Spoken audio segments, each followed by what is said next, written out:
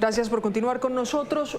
Luego de las elecciones legislativas que tuvieron lugar el pasado domingo y también las consultas interpartidistas, surge entonces esta semana una nueva noticia política y son las fórmulas vicepresidenciales que van a acompañar a esos candidatos y candidatas en la primera vuelta presidencial el próximo 31 de mayo.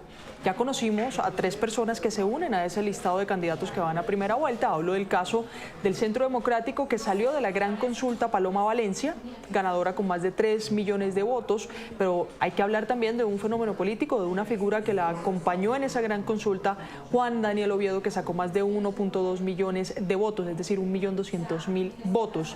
Entre las consultas o la consulta de las soluciones está Claudia López, ganadora, que estaba con Leonardo Huertas, un outsider, una persona que se lanzó por primera vez a la candidatura de presidencial y la acompañó o fue su compañero en esa consulta. Le ganó a él con más de 500.000 votos, 522.000 votos, si no tengo el dato mal. Y por último, Roy Barreras, que estaba en esa consulta del Frente por la Vida, junto a Daniel Quintero. Le ganó a Daniel Quintero por más de 200, o le ganó con una cifra de 250.000 votos aproximadamente. Ahora bien, como lo decía, esta semana las noticias serán esas decisiones políticas que se tomen frente a quienes acompañarán a esos candidatos y candidatas como fórmula vicepresidencial. Ayer en la noche se conocía entonces la decisión del candidato de izquierda, Iván Cepeda, de tener como fórmula vicepresidencial a una líder indígena y senadora representante de la comunidad indígena del departamento del Cauca, Aida Quilpué. Pero también se conoció esta mañana la decisión de Abelardo de la Espriella, ambos encabezando las encuestas que se han realizado en medio de este proceso electoral, pues optó por el economista y también exministro de Comercio y de Hacienda de recientes gobiernos, José Manuel Restrepo. Se pensaría que Paloma Valencia iba a tomar una decisión hoy tras una reunión con Juan Daniel Oviedo, que suena como su fórmula vicepresidencial, pero dejaron esa decisión para el día de mañana. Esto junto al análisis del Senado, de la Cámara de Representantes electa para el segundo periodo de este año. Por eso nos acompaña Andrés Caro, él es el director de la Fundación para el Estado de Derecho y también es analista de nuestros colegas de La Silla Vacía. Andrés, bienvenido. Hola, ¿cómo está? ¿Cómo le va a usted? Un saludo a toda la audiencia. Andrés, pareciera que las recientes decisiones que ya conocimos, si bien tienen un toque de política, ambos candidatos dijeron que no era algo pensado en ese sentido para ganar votos, o que no lo tomaban en esa línea de sumar votos.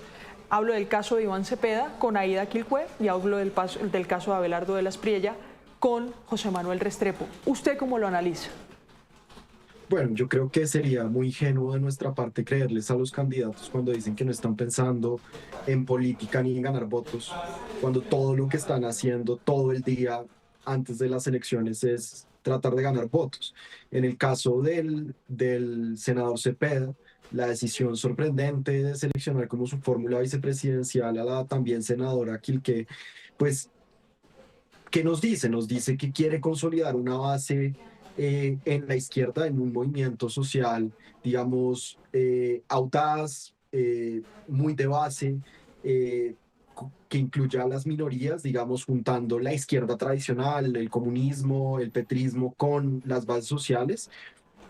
Y también nos dice que quiere, que está asustado por Paloma Valencia. De alguna manera, la senadora aquí, que es como una, es la cara del sello que es Paloma Valencia, una mujer indígena del Cauca. Paloma Valencia es una mujer blanca del Cauca y probablemente en ese juego narrativo es que se quieren meter con la selección de la senadora. Sin embargo, pues uno diría, eh, si bien Iván Cepeda tiene muchísimos votos, por lo menos los 4,5 millones de votos que tuvo el pacto histórico en las elecciones del fin de semana pasado, pues necesita llegar a 10 o a 11 para ganar la presidencia y necesita llegarle a personas urbanas, a personas que viven en las ciudades, que no están pensando en movimientos identitarios, sino más bien en problemas como el empleo, la educación, la salud, y que de pronto esas banderas no los seducen tanto como podrían seducir,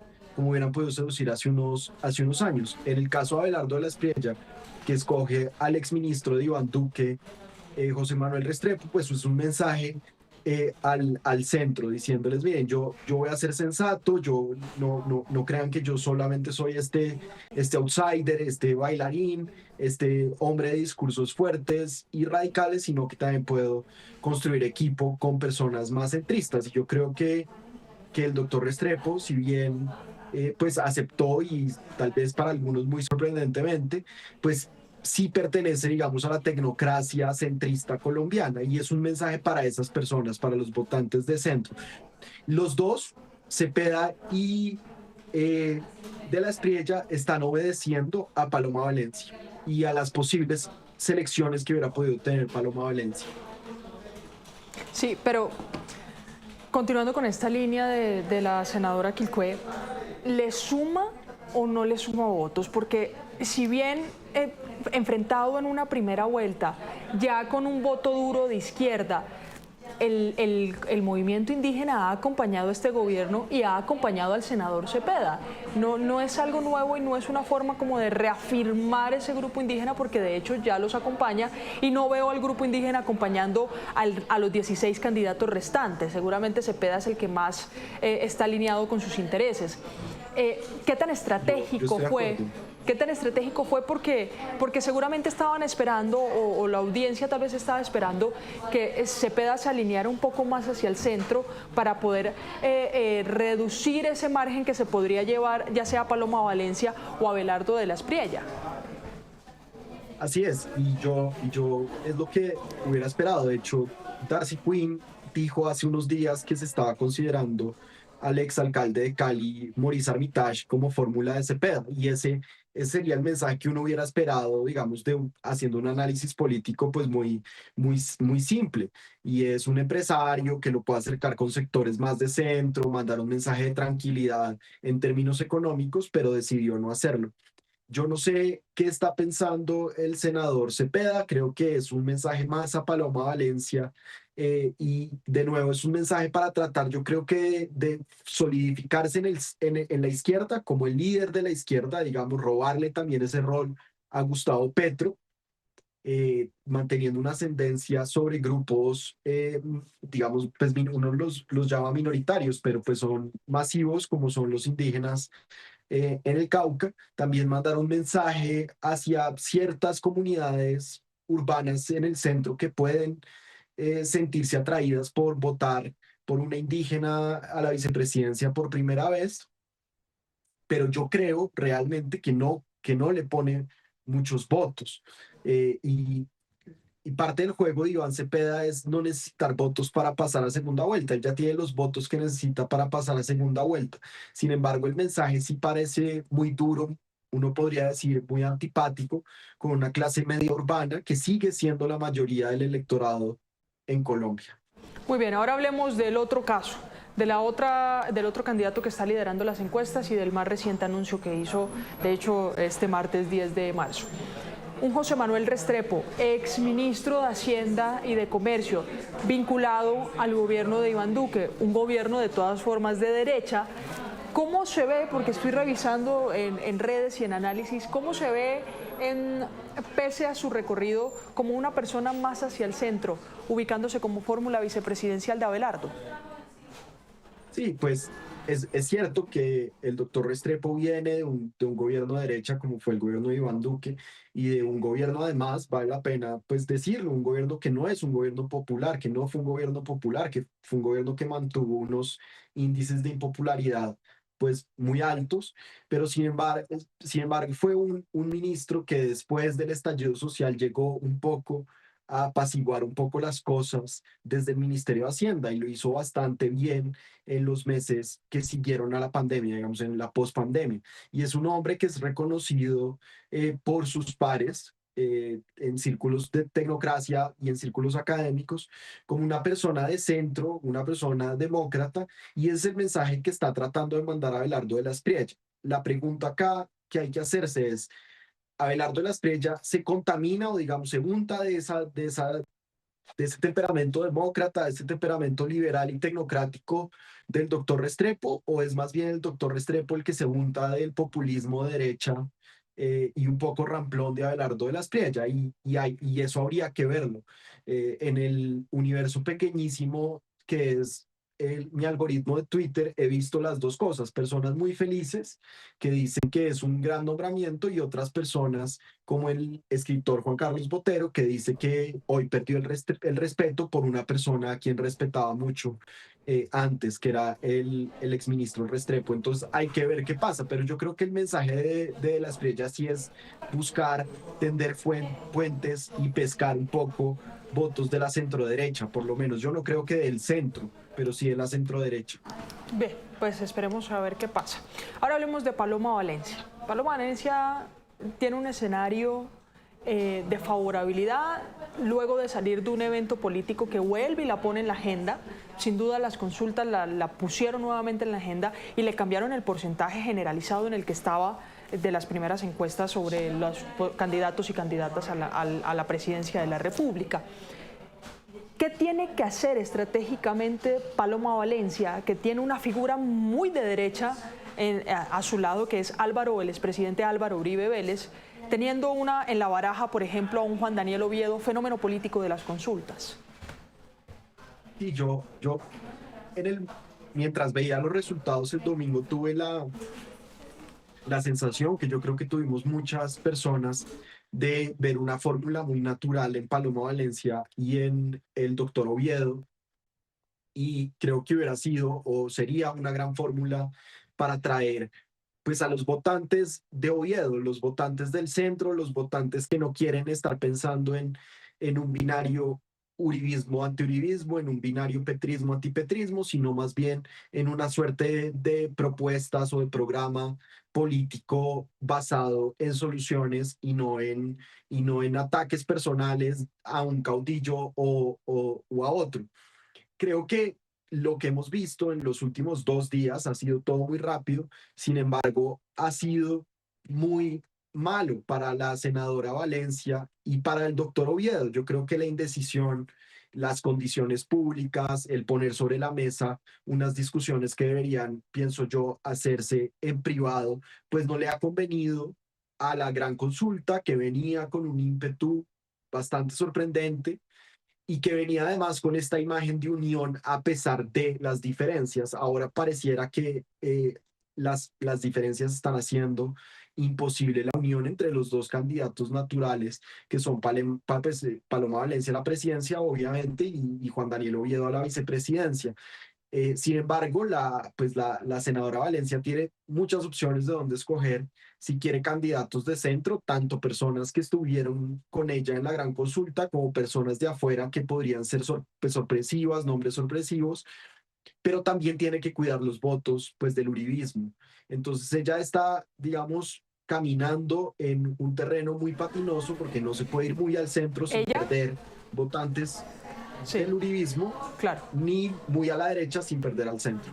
Y es que Andrés, siento yo, y perdón de pronto una opinión política en esto, que para una primera vuelta como esta, que ya muestra un panorama con favoritismos para Abelardo y para Cepeda, algo tiene que cambiar en la apuesta de Paloma Valencia para ganar votos de indecisos y de la centro derecha. Pero Juan Daniel Oviedo, que sería, imagino, su más temprana y óptima oportunidad, también tiene unas líneas rojas. De hecho, escuchémoslo antes de seguir con el análisis. Hemos hecho unos estudios que muestran que existen unas afinidades electorales entre esa posibilidad de conversación entre Paloma Valencia y Juan Daniel Oviedo, en este caso la mía como fórmula vicepresidencial. Pero al mismo tiempo los análisis que hemos planteado requieren que esa posibilidad de vernos en conjunto requiere que seamos capaces de sentar una línea base de unos principios comunes que parten de algo básico, y es reconocer la Constitución y la ley, y por ende tener claro que los acuerdos de paz de 2016 forman parte de ese bloque de constitucionalidad para mirar para adelante, ¿sí? Claro. Y ese es el análisis que nosotros vamos a hacer público el día de hoy para que la gente lo conozca claramente. Aquí lo que tenemos es que la particularidad de que esto forma parte de un principio básico del otro lado, de la ganadora de la Gran Consulta por Colombia, y por eso más que pensar en hacer una invitación a la deriva y buscar un sí o un no, lo que vamos a evaluar es si vale la pena la invitación a Juan Daniel Oviedo. Lo que me permiten a mí es evaluar estos argumentos con mi equipo de trabajo y, como lo hemos convenido, a más tardar el día de mañana en la mañana, tomar una decisión de si va a haber una invitación o no, y tener claro que si se da esa invitación es para tener un resultado lo más pronto posible, en la medida en que la decisión es perentoria para el 13 de marzo, ese viernes. Doctor Oviedo, hablaron, si no es usted, ¿quién sería entonces esa fórmula vicepresidencial? ¿Algún nombre incluso de la gran consulta? ¿Usted ha hecho alguna propuesta en ese sentido? No abundamos sobre ese tema porque pues la conversación era pues a partir de la afinidad que tenemos y sobre todo de la estructura programática que pudimos compartir en el marco de los debates con la candidata Paloma Valencia, ver cómo esa afinidad nos devolvía a cuáles son los principios comunes a partir de los cuales queremos construir este proyecto. Importantísimo, esta decisión Oviedo la va a tomar con una responsabilidad de país y de escuchar a su electorado. Mire, una duda concreta que ya le he hecho a Andrés y una duda ciudadana. Una pregunta concreta y una duda ciudadana. Primero, ¿Juan Daniel Oviedo le sumaría sí o no votos a Paloma Valencia de algún sector de la población? Con el siguiente contexto, que ahí viene la duda ciudadana. Si Juan Daniel Oviedo y Paloma Valencia no llegan a un acuerdo parcial sobre esas líneas rojas, el electorado de Juan Daniel Oviedo sí se iría con Paloma Valencia, y de irse, esto tendría un impacto en los votantes de Paloma Valencia, ceder a algunas líneas de Juan Daniel. Pues mire, yo creo que es muy descabellado pedirle a una candidata uribista que desdiga de lo que ha dicho en los últimos, no sé, 10 años sobre el acuerdo de paz. Creo que llegar a un acuerdo en el que se diga, pues la JEP existe, el acuerdo de paz existe, vamos adelante, Colombia tiene unos problemas mucho más graves, y la JEP y el acuerdo de paz un poco pasaron de moda en la conversación nacional porque estamos acá ante violencia, crisis del sistema de salud, una amenaza a nuestro Estado de Derecho en la forma de la constituyente. Pues yo creo que se podría llegar a esos consensos sin espantar votantes de lado y lado. El problema, y creo que es un problema que no existía antier, pero que hoy existe, es que se puso que el tema iba a ser la Jurisdicción Especial para la Paz, que iban a hacer los acuerdos de hace 10 años, entonces ahora les va a tocar hablar de eso, y ahora cualquier decisión que se tome de aceptar a Oviedo como fórmula y de que Oviedo acepte la fórmula o de buscar a otra persona, pues va a parecer que se trata sobre eso, y de pronto vuelve a dividir a los votantes que hubiera podido ganar Paloma Valencia teniendo a Oviedo. Y yo creo que sin duda ganaría votantes Paloma Valencia, porque viene con una inercia de la consulta. Oviedo es, pues, se ha vuelto un gran político, un gran movilizador de la opinión, pero están en este momento en una circunstancia muy difícil, que a mí no me gustaría estar ahí adentro en esas conversaciones.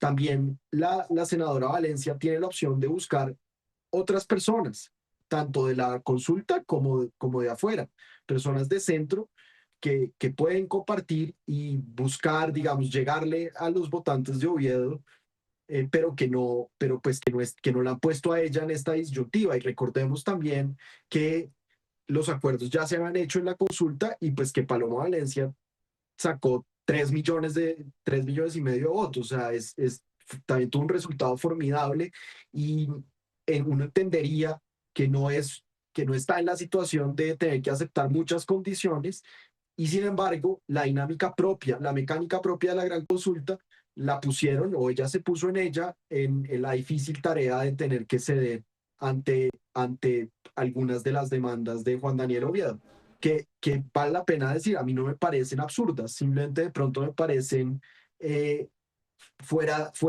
del tiempo en el que está Colombia en este momento. Sí, Andrés, y yo creo que por eso la conversación se ha ampliado.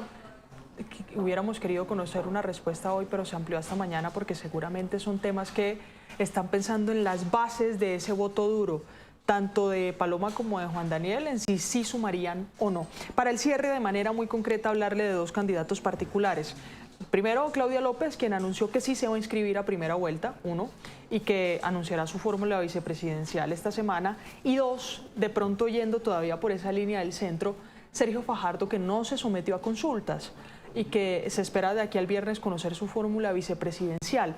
El panorama para ambos, ¿cuál es? Porque si bien Claudia ganó su consulta en donde solo participaba ella y Leonardo Huertas, ya lo dijimos, un outsider, ¿cuál es? ¿Cuál es? Porque obtuvo un poco más de 500.000 de votos solamente. Sí, yo creo que la consulta del domingo dejó mal parada a la exalcaldesa López. Se esperaban muchos más votos, tal vez se confiaron en los resultados de las últimas encuestas que la ponían con el 10 o con el 8%. Yo realmente creo que el único hecho político que se podría dar en ese sector esta semana sería la unión de Claudia López con Fajardo, que creo que a hoy es imposible y no se va a dar, pero creo que si no, pues Fajardo escogerá a alguien de fórmula vicepresidencial, Claudia López escogerá a alguien de fórmula vicepresidencial, pero no creo que muevan mucho la opinión, pero pues hay que esperar, obviamente. Esto solo se sabe cuando se defina, y especular pues es un ejercicio un poquito espurio. Pues Andrés, muchas gracias de verdad por su tiempo aquí en Noticias Caracol en Vivo, por este análisis que esperamos esta semana se decante un poco más cómo van a ir a primera vuelta los candidatos que surtirán su proceso próximo 31 de mayo. Gracias. Muchas gracias.